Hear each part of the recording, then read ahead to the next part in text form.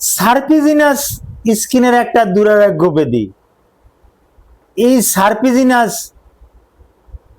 এটা একটা ল্যাটিন শব্দ, সার্পিন থেকে এসেছে। সার্পিন শব্দের অর্থ বক্র সাপ। সাপটা আসলেই যখন চলাচল করে তখন কিন্তু বাঁকাইয়ে চলাচল করে, কোনো সাপ কিন্তু সোজাভাবে চলাচল করে না, যে কোনো সাপই হোক আঁকাইয়ে বাঁকাইয়ে চলে। হ্যাঁ, তো এই সার্পিন, সার্পিন থেকে এসেছে। সার্পিন মানে বক্র সাপ, আর সার্পিজিনাস এই পুরো চর্মরোগটার নাম সার্পিজিনাস।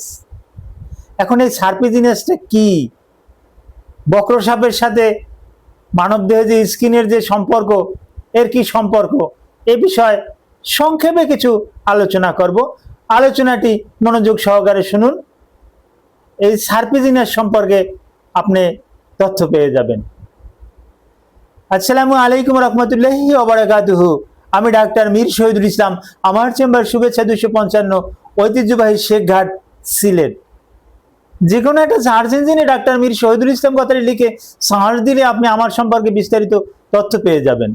যে দর্শক শ্রোতা, আলোচনা করব সার্পিজিনাস, একটা চর্মরোগ, একটা স্কিন ডিজিজ। এটা একটা দুরারোগ্য একটা রোগ। একবার শুরু করলে পরবর্তীতে আবার হয়, আর এটা ওই স্কিনটায় দেখায় পেঁচানো পেঁচানো সাপের মতন।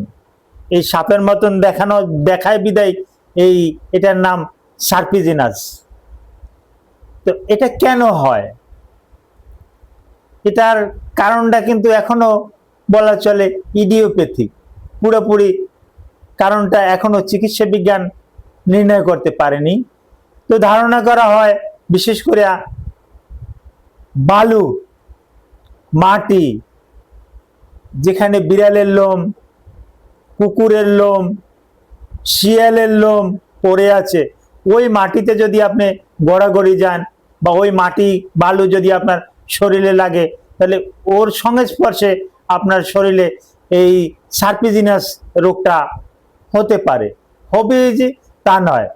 আবার অনেক সময় কিছু ফাঙ্গাস আছে, যে ফাঙ্গাসগুলো ওই সার্পিজিনাসের মতো আঁকাইয়া বাঁকাইয়া তারপরেও কিন্তু এটা ওরকমের কিন্তু হয়। তবে সার্পিজিনাস একবার ভালো হলে আবার কিন্তু হওয়ার একটা চান্স আছে। তো এরকমের আপনার স্কিনে যদি সার্পিজিনাস অর্থাৎ আঁকা বাঁকা যদি স্পট দেখতে পান, তাহলে কাল বিলম্ব না করে অতি দ্রুত একজন ডার্মাটোলজিস্টের শরণাপন্ন হন। ডার্মাটোলজিস্ট সার্পিজিনাস কিনা বা অন্য কোনো রোগ কিনা এটা শনাক্ত করে আপনাকে ট্রিটমেন্ট দেবে। Thank you all.